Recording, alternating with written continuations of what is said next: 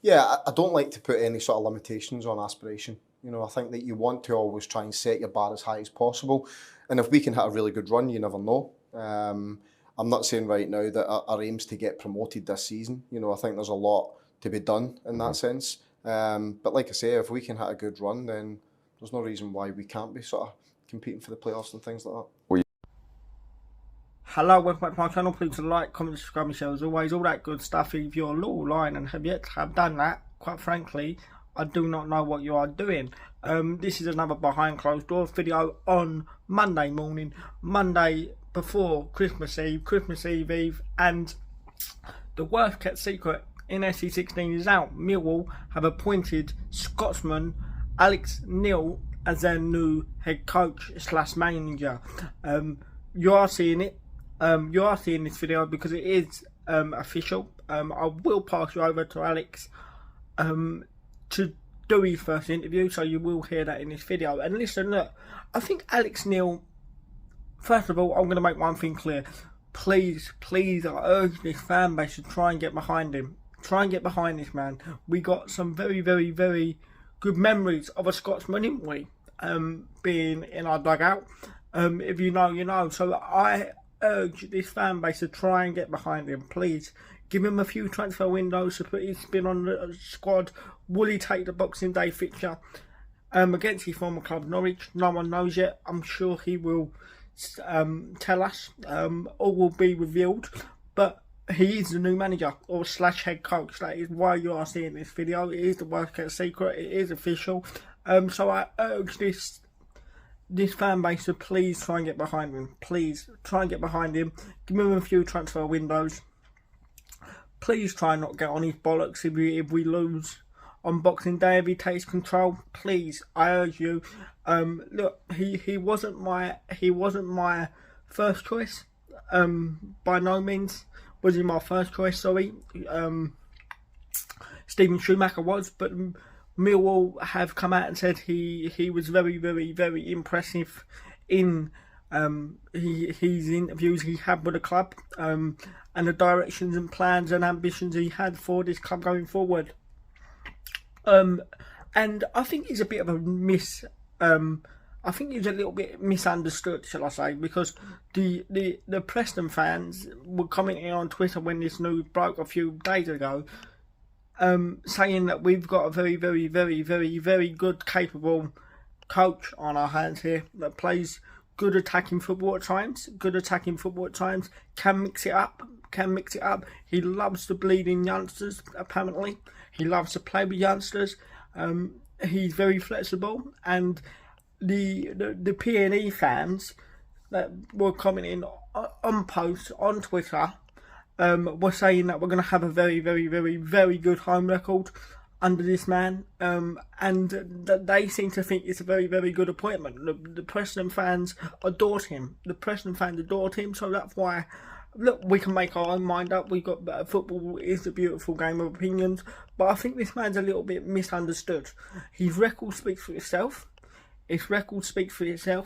2 promotions, yes, one in Scotland, but a promotion to promotion. Took Norwich to the Premier League, won the playoffs.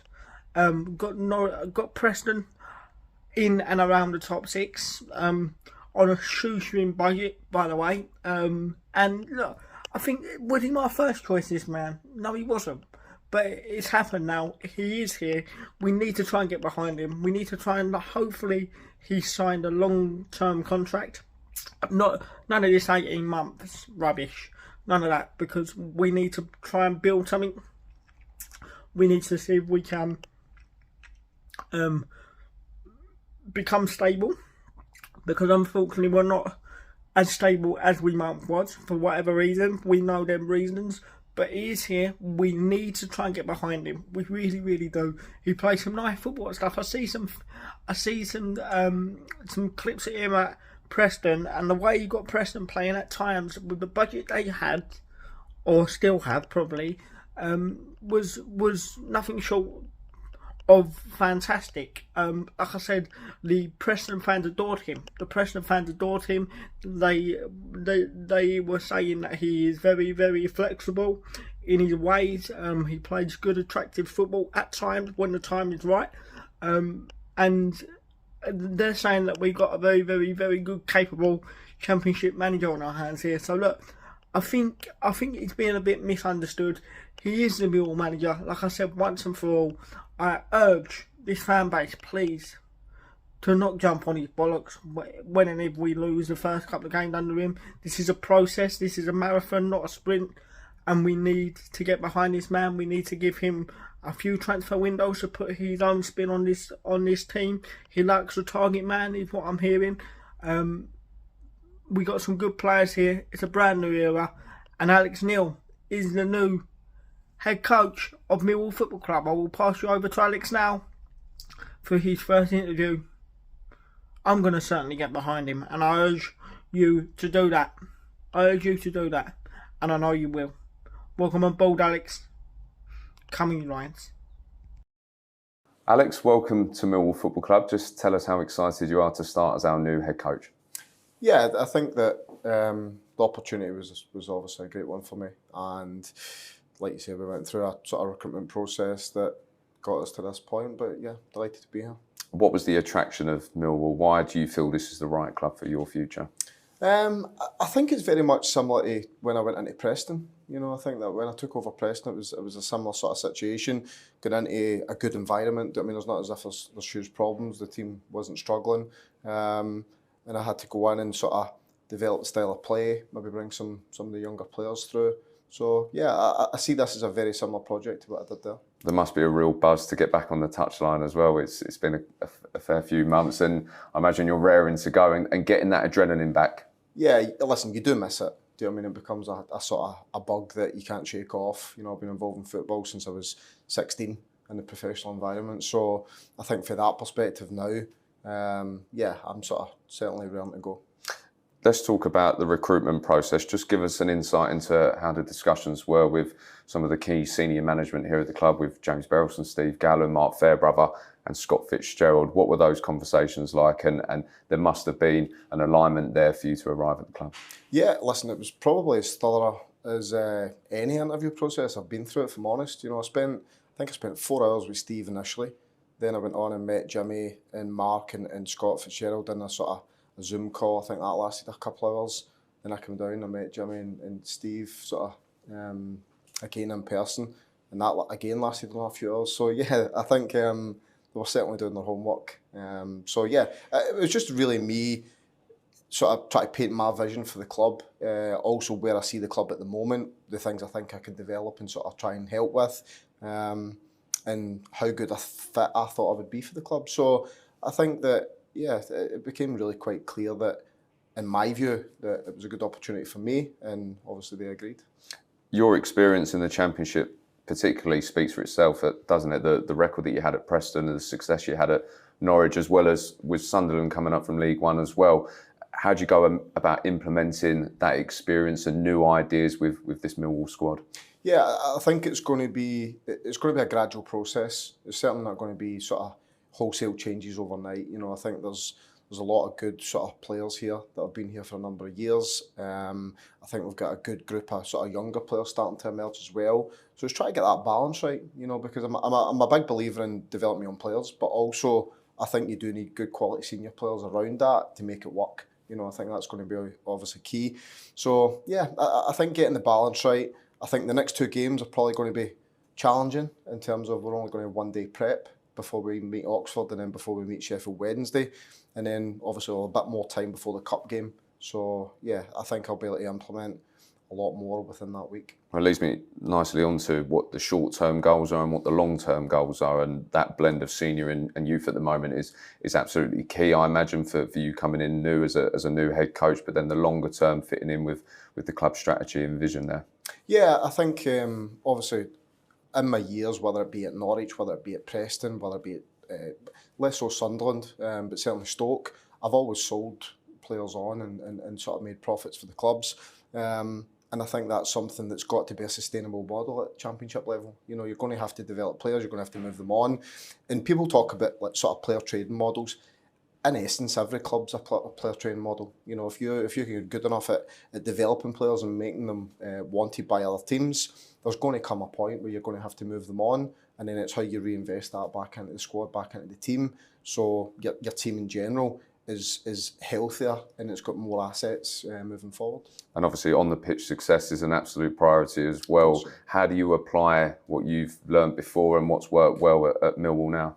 Well, I think I've been into two clubs mid-season, so I went into Sunderland mid-season, I went into Norwich mid-season, and both ended up with promotion. I'm not suggesting that's where we're going to end up, but the point I'm making is I think there's some coaches that really needed a pre-season and to bed in and all that sort of stuff.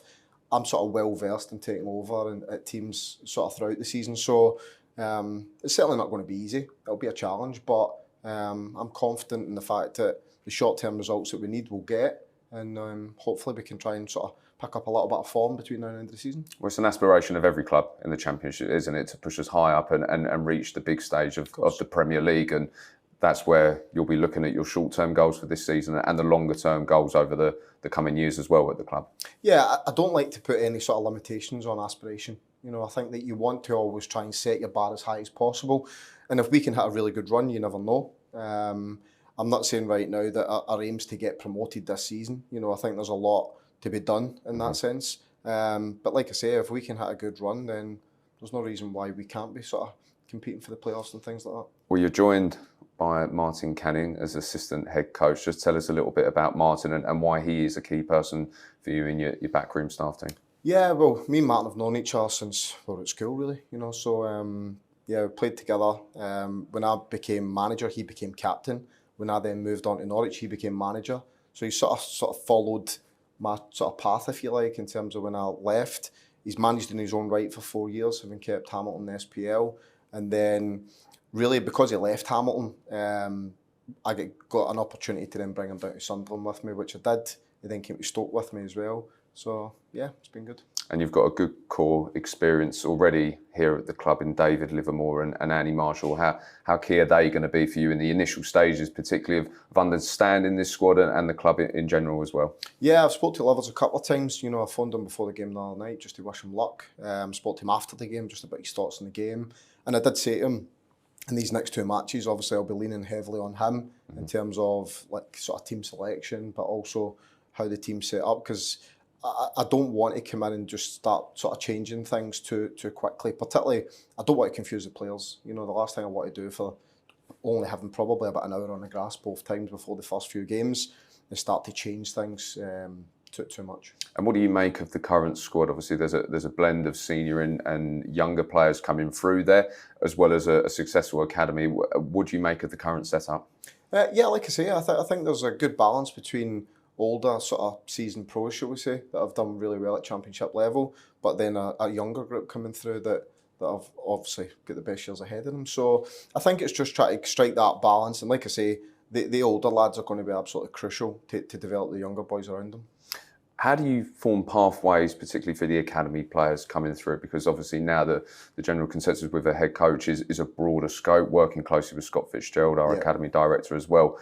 How do you form that pathway for younger players coming through? I think a lot of the time the younger players will come train with us, particularly ones that do well. So what will normally happen, particularly early in the week, is we'll be speaking to Scott and saying, right, who's been doing well over the last sort of week or so. They'll come up, train with us, it'll give them a bit of exposure, and then if they catch your eye, they stand out, they look as if they're sort of at home, if you like, with the first team, then they'll literally come into our group and train with us. And then it's about them deserving their opportunity, but also us being brave enough to put them in games where we know they can make an impact. Mentioned we've got the two upcoming games quick and fast for you, with Oxford at the Den on New Year's Day and then Sheffield Wednesday away on Saturday. Let's look back. You were at the game at the Ricoh Arena yesterday against Coventry. I'm sure you've had many games like that where sometimes when you go away from home, you can never turn your nose up at a clean sheet and a point on the road like that. No, I think the result was a positive one. To go to Coventry and get a good result. I think their last score was like 4-0 they won. So, yeah, listen, I think even speaking to Livers after the game, we'd like to have carried a bit more of an attacking threat, and I think that's something we'll certainly work towards. But, yeah, as you say, it was a good point. But to get that first game under your tenure as head coach at the Den against Oxford United, I imagine you must be buzzing to get out there on Wednesday. There's going to be a good crowd. It'll be a great atmosphere to welcome you here, and you'll be raring to go. Yeah, I think it's a perfect game for us. Oxford obviously have started well with Gary over the last 2 matches. Gary having been here, I'm sure he'll add a little bit to the game as well. So yeah, it's a perfect match, you know, a home game, and hopefully we can make it a positive one.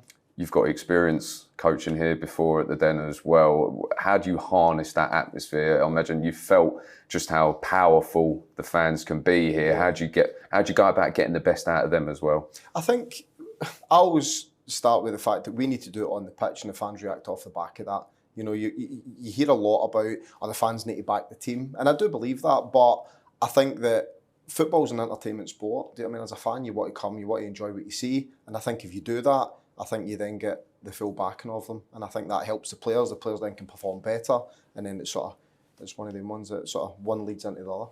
And just finally, a message for the supporters who I'm sure will back you 100% when you arrive here as our new head coach. What would you like to say to them finally? Just that I'm delighted to be here. I can't wait to get started, and yeah, let's hope that we can put some great performances on and get the full backing that the team will need. Well, Alex, welcome to Millwall. We wish you the very best of luck. Cheers, thanks.